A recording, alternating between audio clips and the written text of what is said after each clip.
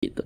Kalau untuk nama-nama madanya itu belakangan juga tidak apa-apa, untuk lebih memudahkan saja dalam kita belajar supaya tidak ribet seperti itu.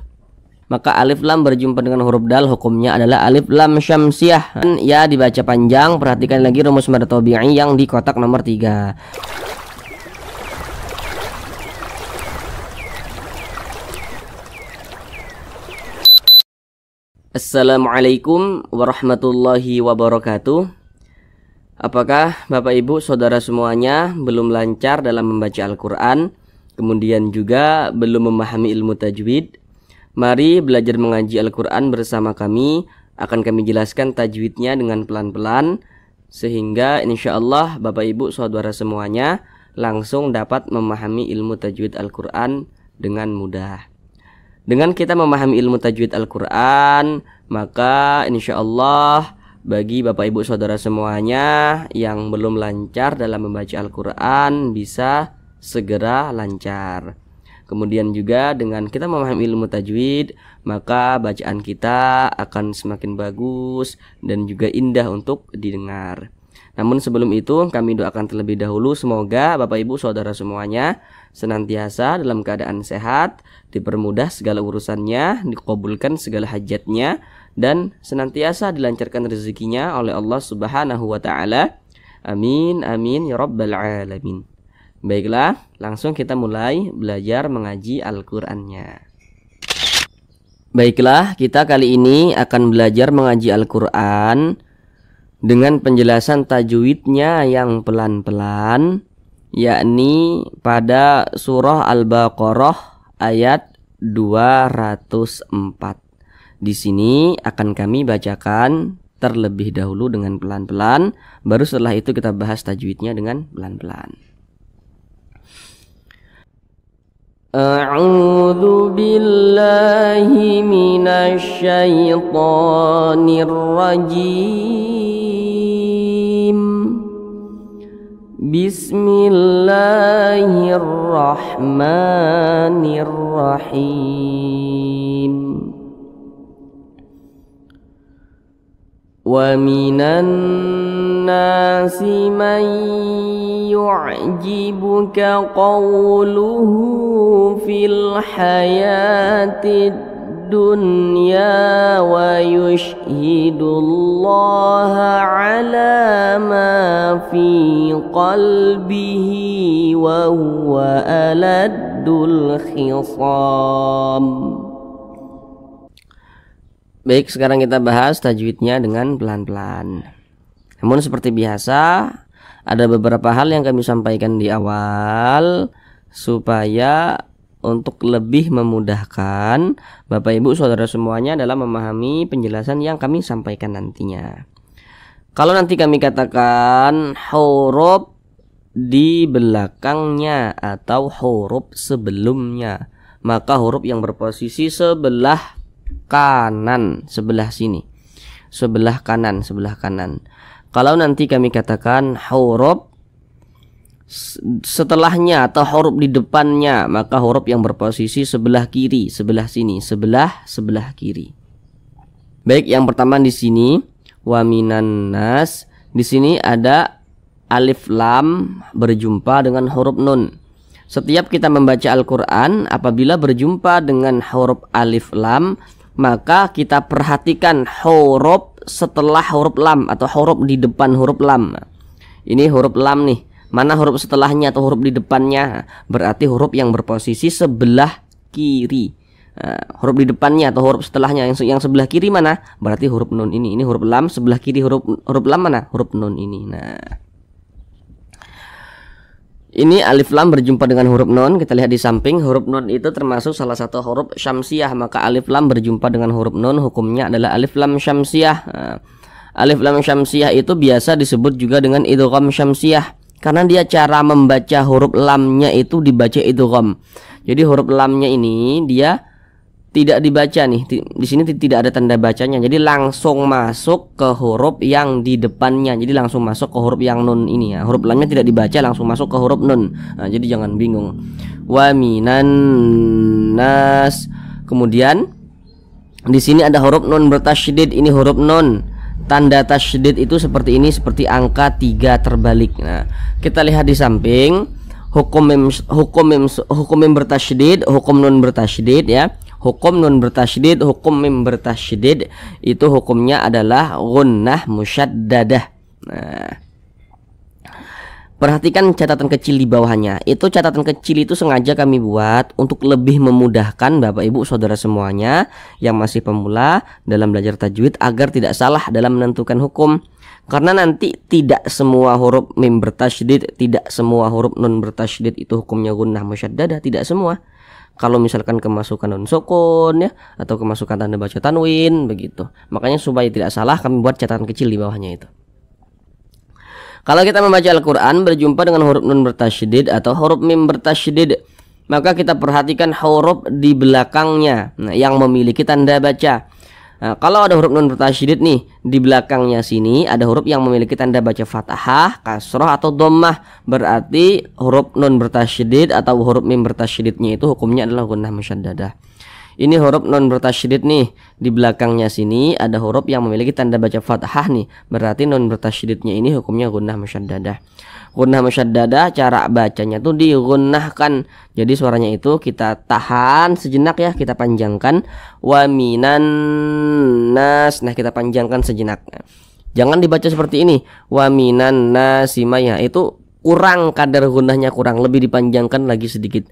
Wa minan nas. Nah, kemudian nah ini dibaca panjang.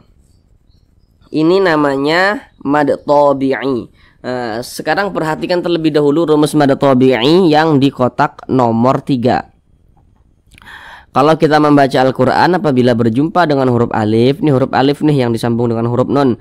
Kalau membaca Al-Quran berjumpa dengan huruf alif, maka kita perhatikan huruf di belakangnya atau huruf sebelumnya tuh kita perhatikan. Ini huruf alif nih. Ya, kita perhatikan huruf di belakangnya nih. Kalau di belakang huruf alif itu ya, atau sebelum huruf alif itu ada huruf yang memiliki tanda baca fathah nih. Maka huruf yang memiliki tanda baca fathah yang berposisi tepat berada di belakang huruf alif atau tepat berada sebelum huruf alif, maka huruf tersebut dibaca panjang. Nah, ini huruf alif nih, di belakangnya ada huruf nun. Huruf nun ini dibaca panjang sebab dia memiliki tanda baca fathah nih, baris satu ke atas tanda baca fathah. Dan posisi huruf nun ini tepat berada di belakang huruf alif atau tepat berada sebelum huruf alif. Nah, makanya huruf nun ini dibaca panjang. Jadi secara singkatnya rumus mad tabi'i yang di kotak nomor 3 itu, apabila membaca Al-Quran berjumpa dengan huruf alif, maka pasangan huruf alif itu adalah tanda baca fathah, sehingga huruf sebelumnya atau huruf di belakang huruf alifnya itu dibaca panjang seperti itu. Mad tabi'i panjangnya 2 harokat. 2 harokat itu untuk lebih mempermudah kira-kira 2 ketukan, 1, 2. Ketukan itu hanya sarana saja untuk lebih mempermudah kita dalam belajar, dan ketukannya pun tergantung tempo bacaan kita. Wa minan nasi mai. Di sini ada huruf nun sukun berjumpa dengan huruf ya. Kita lihat dulu di samping. Kalau kita membaca Al-Quran apabila berjumpa dengan huruf nun sukun atau berjumpa dengan salah satu tanda baca tanwin. Tanda baca tanwin itu ada 3. Yang nomor 1 baris 2 di atas namanya fathah tain, yang nomor 2 baris 2 di bawah namanya kasrah tain, dan yang nomor 3 itu namanya dhammah tain.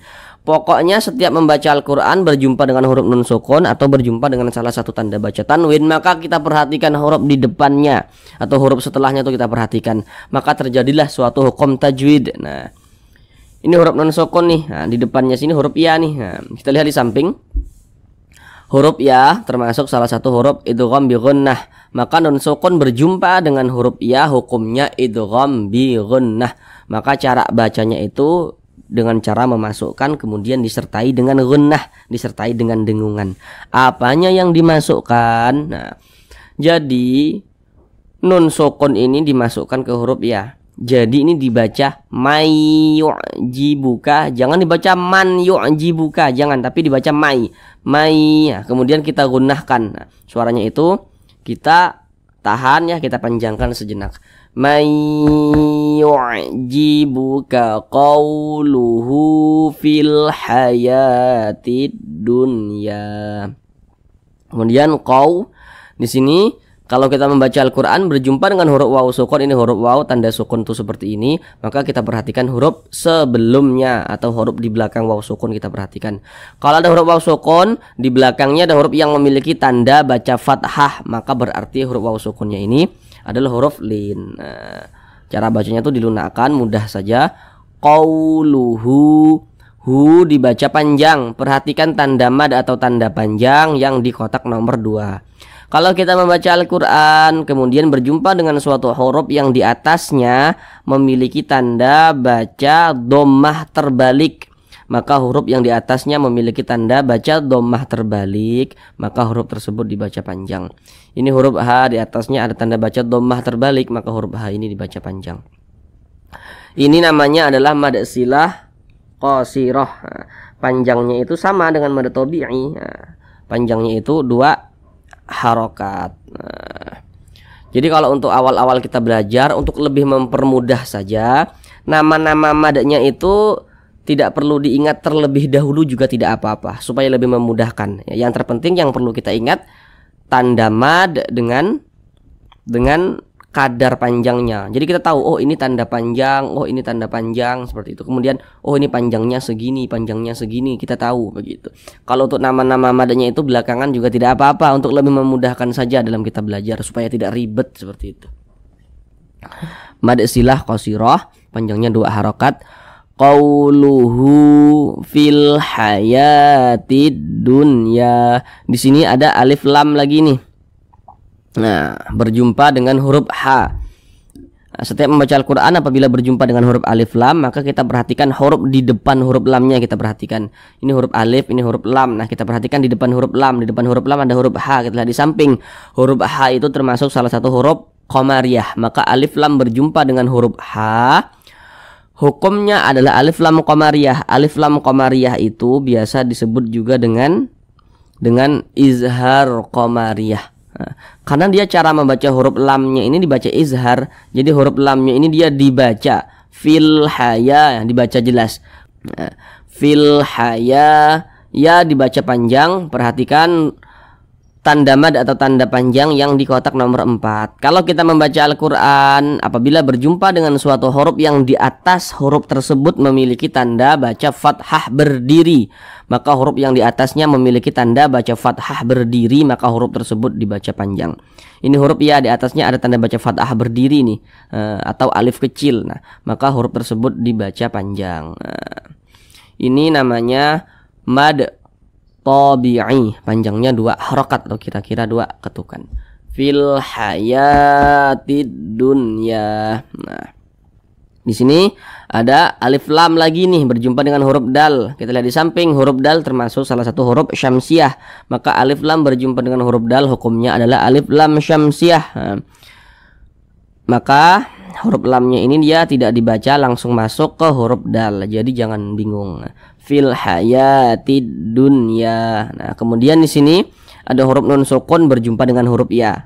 Ini nun sukun berjumpa dengan huruf ya, tapi dalam satu kata, maka namanya adalah izhar mutlak, bukan idgham bi gunnah, bukan, tapi izhar mutlak. Nah, perhatikan di samping. Izhar mutlak itu terjadi dalam 4 kata dia. Nun sukun berjumpa dengan huruf ya dalam satu kata, dan juga nun sukun berjumpa dengan huruf waw dalam satu kata. Jadi pada kata dunya, bunya, sinwa, dan juga qinwa. Dunya, bunya, sinwa, qinwa, nah, itu namanya izhar mutlak. Nah, jadi perlu untuk dihafal tuh. Dunya, bunya, sinwa, qinwa. Nah, maka ini karena dia izhar mutlak, maka dibaca jelas, tidak berdengung, baca pendek saja. Fil hayatid dunya, begitu. Jangan dibaca fil hayatid dunya, jangan dipanjangkan seperti itu, pendek saja, jelas. Fil hayatid dunya, begitu. Kemudian ya dibaca panjang. Perhatikan lagi rumus mad tabi'i yang di kotak nomor 3. Kalau membaca Al-Quran berjumpa dengan huruf alif, ini huruf alif nih, kaki ke atas nih huruf alif yang disambung dengan huruf ya. Kalau membaca Al-Quran berjumpa dengan huruf alif, maka kita perhatikan huruf sebelum huruf alif atau huruf yang di belakang huruf alif kita perhatikan. Apabila huruf tersebut memiliki tanda baca fathah, maka huruf yang memiliki tanda baca fathah yang berposisi tepat berada di belakang huruf alif maka dibaca panjang. Ini huruf alif, di belakangnya ada huruf ya memiliki tanda baca fathah sehingganya dibaca panjang. Mad tabi'i panjangnya 2 harokat. Fil hayatid dunya wa yushhidullah. Kemudian di sini setiap kita membaca Al-Qur'an berjumpa dengan lafaz Allah, maka kalau membaca Al-Qur'an berjumpa dengan lafaz Allah, kita perhatikan huruf di belakang lafaz Allah atau huruf sebelum lafaz Allah yang memiliki tanda baca. Ini lafaz Allah nih. Nah, kita perhatikan huruf sebelumnya yang memiliki tanda baca. Tanda bacanya itu yang kita perhatikan. Nah, jadi kalau ada lafaz Allah, di belakangnya sini ada huruf yang memiliki tanda baca dhammah atau tanda baca fathah, maka kalimat Allah dibaca tabkhim, dibaca tebal. Ini lafaz Allah. Di belakangnya di sini yang kita temui tanda baca dhammah, maka lafaz Allah dibaca tebal. Maka dibaca wa yushhidullah. Jangan dibaca wa yushhidullah, jangan, tapi ditebalkan. Selain tanda baca dhammah juga tanda baca fathah, maka kalimat Allah atau lafaz Allahnya itu dibaca tebal. Wa yushhidullah. Kemudian di sini ada alif lam berjumpa lagi dengan huruf lam. Kita lihat di samping.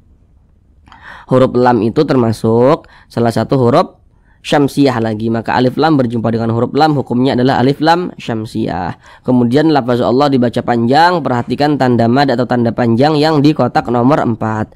Kalau kita membaca Al-Qur'an apabila berjumpa dengan suatu huruf yang di atasnya memiliki tanda baca fathah berdiri ya, atau alif kecil ya, maka huruf yang di atasnya memiliki tanda baca fathah berdiri atau alif kecil, maka huruf tersebut dibaca panjang. Nah, ini huruf lam nih, di atasnya ada tanda baca fathah berdiri, bentuknya dia adalah alif kecil seperti ini. Nah, maka huruf lam ini dibaca panjang. Mad tabi'i panjangnya 2 harokat atau kira-kira 2 ketukan. Wa yushhidullaha ala.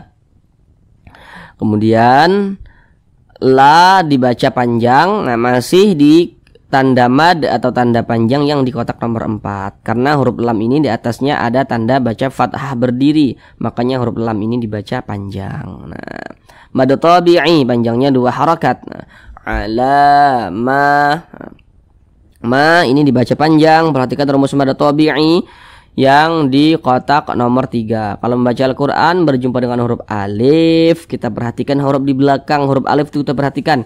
Kalau ada huruf alif, di belakangnya ada huruf yang memiliki tanda baca fathah, maka huruf yang memiliki tanda baca fathah yang berposisi tepat berada di belakang huruf alif, maka huruf tersebut dibaca panjang. Makanya ma dibaca panjang. Mad tabi'i panjangnya 2 harokat atau kira-kira 2 ketukan. Ma fi dibaca panjang. Perhatikan rumus mad tabi'i yang di kotak nomor 1 pula sekarang. Kalau kita membaca Al-Qur'an apabila berjumpa dengan huruf ya sukun, ini huruf ya, tanda sukun itu seperti ini ya. Kalau membaca Al-Qur'an apabila berjumpa dengan huruf ya sukun, maka kita perhatikan huruf sebelumnya atau huruf di belakang ya sukunnya itu kita perhatikan. Kalau ada huruf ya sukun, di belakangnya ada huruf yang memiliki tanda baca kasrah, maka huruf yang memiliki tanda baca kasrah yang berposisi tepat berada di belakang huruf ya sukun atau tepat berada sebelum ya sukun, maka huruf tersebut dibaca panjang. Ini huruf ya, tanda sukun itu seperti ini. Nah, sebelum ya sukun di sini ada huruf yang memiliki tanda baca kasrah nih. Baris 1 ke bawah nih disebut juga dengan tanda baca kasrah. Maka huruf yang memiliki tanda baca kasrah ini dibaca panjang. Nah, ini namanya mad tabi'i. Jadi secara singkatnya rumus mad tabi'i yang di kotak nomor 1 itu, huruf ya sukun pasangannya adalah tanda baca kasrah sehingga huruf sebelumnya atau huruf di belakangnya itu dibaca panjang. Seperti itu. Fi qalbihi, hi dibaca panjang. Nah, perhatikan lagi tanda mad atau tanda panjang yang di kotak nomor 3 pula sekarang. Kalau membaca Al-Qur'an apabila berjumpa dengan alif kecil ya atau kasroh berdiri ya, maka huruf yang di bawahnya memiliki tanda baca kasroh tapi dia bentuknya itu berdiri, maka huruf tersebut dibaca panjang. Ini huruf H, di atasnya ada tanda baca kasrah tapi dia bentuknya itu berdiri ya, atau alif kecil. Nah, jadi huruf H dibaca panjang nih karena di bawahnya ada kasroh berdiri, tanda baca kasroh berdiri. Nah, ini namanya sama mad silah qasirah, sama dengan yang di atas ini tadi ini. Nah, bukan mad tabi'i, bukan, tapi mad silah qasirah. Nah, karena dia ada huruf H dhamir yang dibaca panjang. Panjangnya sama dengan mad tabi'i. Jadi mad silah itu panjangnya 2 harokat. Nah, fi qalbihi. Nah, kemudian di sini ada tanda waqaf lam. Ini adalah waqaf mamnu'. Nah, jadi maksudnya itu dilarang untuk berwakaf. Jadi kalau ada tanda wakaf seperti ini, maka kita alangkah baiknya tidak berwakaf tepat di tanda wakaf yang seperti ini, tidak. Jadi diteruskan bacanya begitu. Wakaf mamnu', dilarang untuk berwakaf. Kemudian di sini ada alif lam lagi berjumpa dengan huruf kha, ya. Kita lihat di samping, huruf kha itu termasuk salah satu huruf qamariyah, maka alif lam berjumpa dengan huruf kha hukumnya adalah alif lam qamariyah, maka huruf lamnya dibaca izhar, dibaca jelas. Wa huwa aladul khisam. Sa ini adalah mad arid lis sukun. Namun sebelum itu perhatikan terlebih dahulu rumus mad tabi'i yang di kotak nomor 3. Kalau membaca Al-Qur'an berjumpa dengan huruf alif nih yang disambung dengan huruf sad.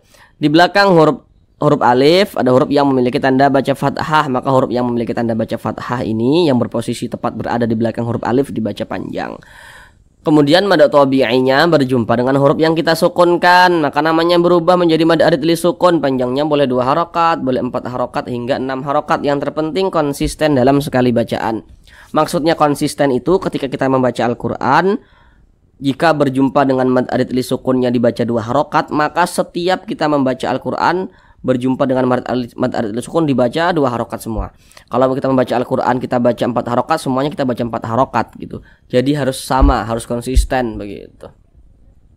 Mana huruf yang kita sukunkan? Huruf mim. Nah, ini kan kalau kita berhenti atau berwakaf tepat di huruf mim, kita baca wa huwa aladul khisam. Som. Jangan dibaca somi, jangan, tapi som itu. Huruf mimnya ini kita sukunkan. Kenapa huruf mim kita sukunkan? Jadi kalau kita membaca Al-Qur'an kemudian kita berwakaf atau berhenti tepat di huruf yang tidak dibaca panjang, maka huruf tersebut harus kita sukunkan. Ini kita membaca Al-Qur'an berwakaf atau berhenti tepat di huruf mim. Huruf mim tidak dibaca panjang sehingga huruf mim ini kita sukunkan, seperti itu. Baiklah Bapak Ibu Saudara semuanya, untuk belajar mengaji Al-Qur'annya kita cukupkan sampai di sini. Kami doakan semoga Bapak Ibu semuanya yang belum lancar bisa segera lancar dalam membaca Al-Qur'an. Kemudian juga yang kiranya sudah lancar tapi belum paham ilmu tajwid bisa langsung memahami ilmu tajwid dengan mudah. Kami doakan. Yang terpenting ketika kita sudah belajar, kemudian ketika kita sudah tahu, maka mulailah berlatih dengan sendirinya. Ketika kita membaca Al-Qur'an, perlahan kita terapkan ilmu yang telah kita pelajari. Sempatkanlah waktu untuk membuka Al-Qur'an, ya. Setiap dalam sehari semalam tuh harus kita sempatkan waktu untuk membuka Al-Qur'an. Bacalah Al-Qur'an walaupun cuma 1 ayat juga tidak apa-apa. Yang terpenting kita harus menyempatkan waktu untuk membuka Al-Qur'an. Terima kasih. Assalamualaikum warahmatullahi wabarakatuh.